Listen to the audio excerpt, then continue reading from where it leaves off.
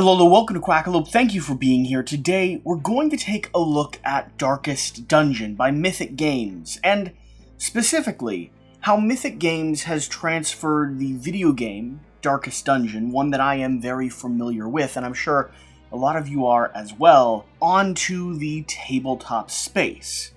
What points of reference you can hold on to, what changes they've made in the gameplay experience, and what things remain the same, or what things you might be looking for. Now, I also have a 3-player gameplay coming out soon during the course of this campaign, so keep your eyes open for that. Hit that subscribe button down below so you don't miss any of the coverage we're doing here on the Quackalope channel. And there's a variety of other ways you can find out information on this game. I know quite a few other channels are doing detailed how-to-plays and gameplays and other applications, so in this preview video, I wanted to specifically focus on 3 elements, or 3 ways that this game translates the video game into a tabletop space, and also let you know in what areas you might need to be prepared when approaching this game specifically. Because translating a video game platform into a tabletop environment does come with either some restrictions or at least some elements that you should be aware of in terms of managing your tokens and your status effects and paying attention to your party dynamics. This is a heavier game than I originally anticipated it being, which means for you video game fans out there that loved watching your stats and what items and gear and disorders you had equipped to each single one of your characters throughout your party, this may be a really great true application of the video game. But for those of you that are expecting a lightweight dungeon crawler that lets you explore and develop your hamlet and run with a team that you pay only a little bit of attention to throughout the course or series of events, this game is going to present a serious challenge for you because, like the video game, this is a brutal dungeon crawler, especially if you're not taking the time to min-max and focus on all of the different elements you have at play.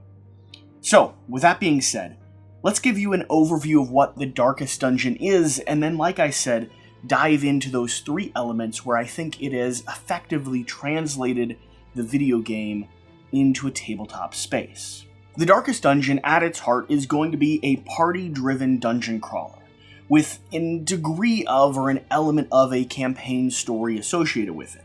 There is a way to save this game, and there is a journey you're going on chapter to chapter as you venture into the dungeon.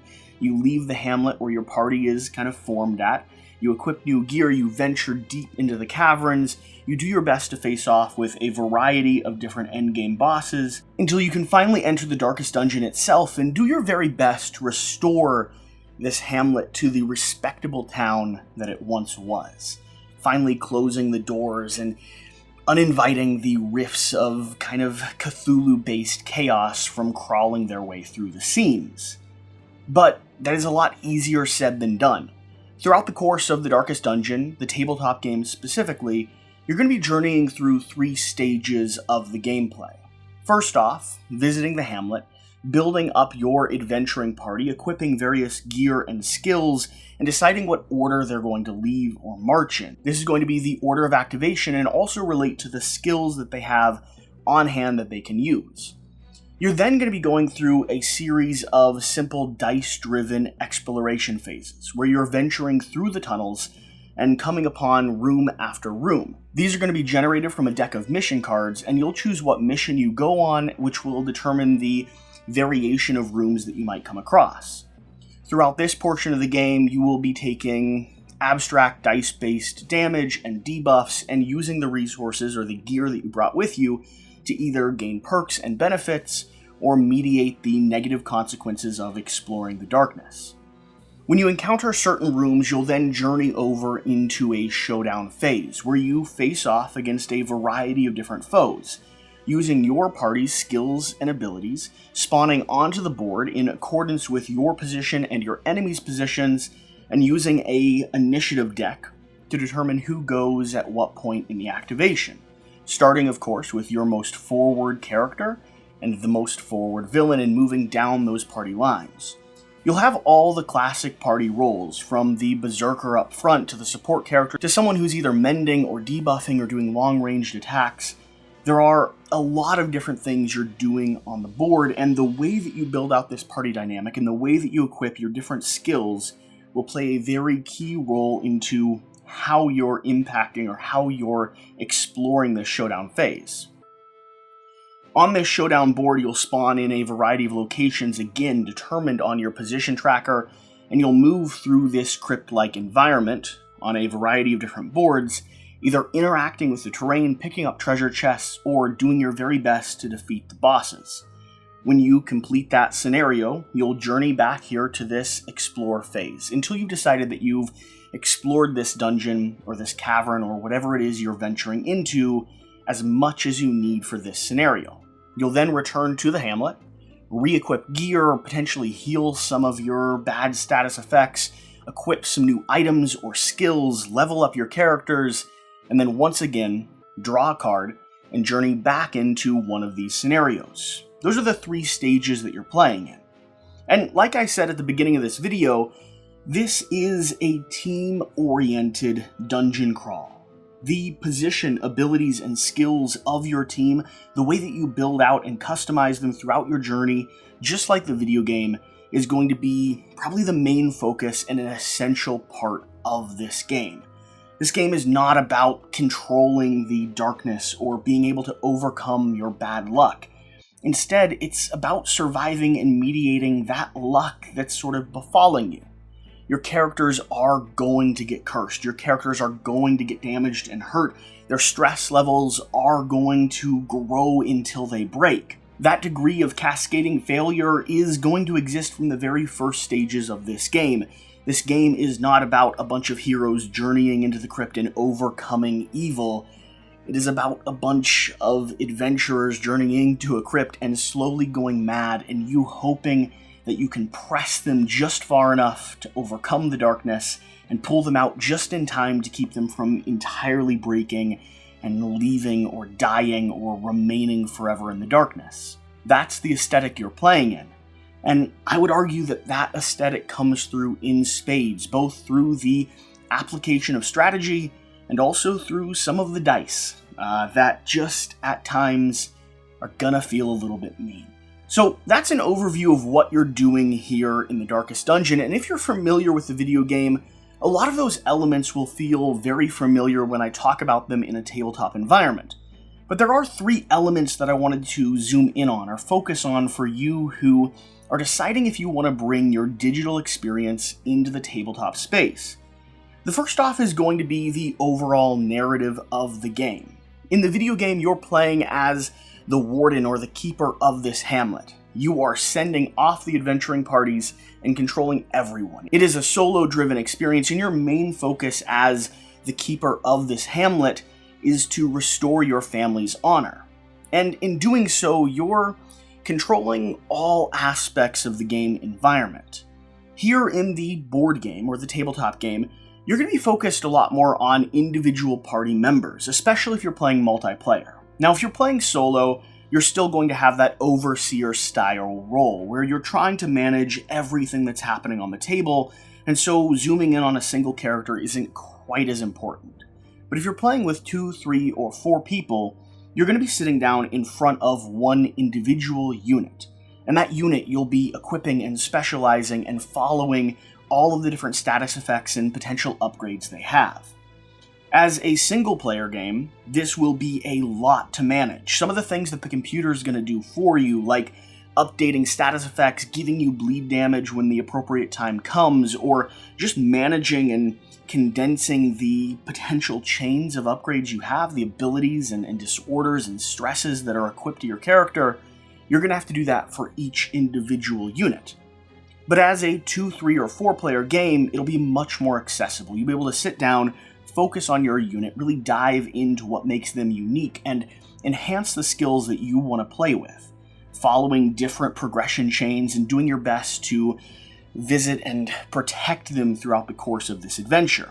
Whereas in the video game, you might be willing to stress someone out or sacrifice someone if it means for the greater good.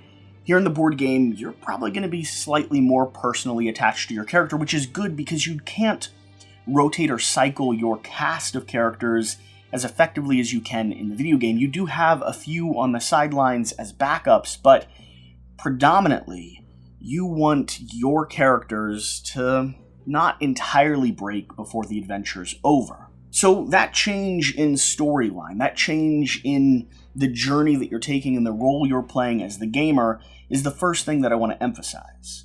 From there, I really want to focus in on some of the mechanics that are here on the board. Let's first talk about positioning and tactics. One of the key elements in the video game has to do with that 2D style battle system, where you can see it represented here in the tabletop space. We're still standing in our 4 different positions. All the way in the back as a support character, we have range, defense, and the forward berserker or attacker. Same thing's true over here with the villains and enemies we're fighting. The question is, how do you bring that into an interesting tabletop dungeon crawl space? And I think the designers have made some really interesting choices. First off, instead of remaining on a single 2D grid where you're just attacking back and forth like you do in the video game, you're actually going to be spawning according to your position in a series of different rooms. And so when you start an encounter, you and your enemies all are going to pop into the appropriate locations on the board, and then you're focused both on your position, you're still moving and shuffling around in this track to unlock and equip certain abilities, but you're also focused in a 3D environment and space.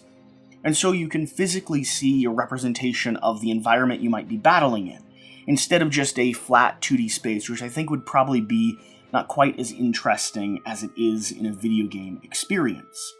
This is a really, really neat way to bring that battle system and still remain true to the positioning, to the tactics that existed in the video game world. So the way this is going to work, depending on where you're positioned and where you shift in your position throughout the course of the battle, you will have a variety of different skills that you've upgraded throughout the course of the game that you can utilize based off of your position, just like in the video game. If you're playing a defense character during this stage, you may not be able to use some of your more powerful debuff or attack-focused abilities. If you're playing a ranged character and you've shifted the whole way up front, all you might have on hand is a single dagger and your shotgun is completely useless. Positioning is still going to be an integral part of how you both negotiate the battle lines and equip and build out your characters. From there into this 3D space, because they've targeted different areas for creatures to move into and created restrictions on how creatures can move throughout this space, including things like treasure chests and light and dark areas that provide buffs and debuffs depending on where you are and where you end your turn, you actually still feel like positioning is very important even in this environment. It's going to be easier to get to the person that's in the front. They're going to spawn in a place that makes them easier to hit, but also quicker to hit you. They're also going to move faster in the turn sequence, meaning that the opportunity for them to attack some of your more vulnerable characters is potentially heightened. And so this 3D space, while certainly a diversion from or a step away from that video game experience, I think really does a good job at enhancing and bringing that 3D battle system, that 2D battle system from the video game into a 3D environment that still respects the origins of tactics and positioning that video game did so well. Along with that, and touching into that point, one of the things that I was really looking for when it comes to a Darkest Dungeon board game that I really enjoyed the most when it came to the video game was the party dynamic. I wanted a game that allowed me to focus on developing the intricacies of my party. The different special abilities they have, the different items they can equip, the different buffs and debuffs they can get, and the designers really have stayed true to that element. Now, like I said a few times, this does add a level of complexity that can be overwhelming if you're not prepared for it. There is a lot of just status management going on here, all the way from the piles of tokens I have to the cards, abilities, and upgrades and different status effects that I can equip. There is a lot to manage, and I would say as a solo player, it would take me quite a while to get my head around all 4 characters that I'm running, let alone the other potential characters I could mix into my party dynamic here.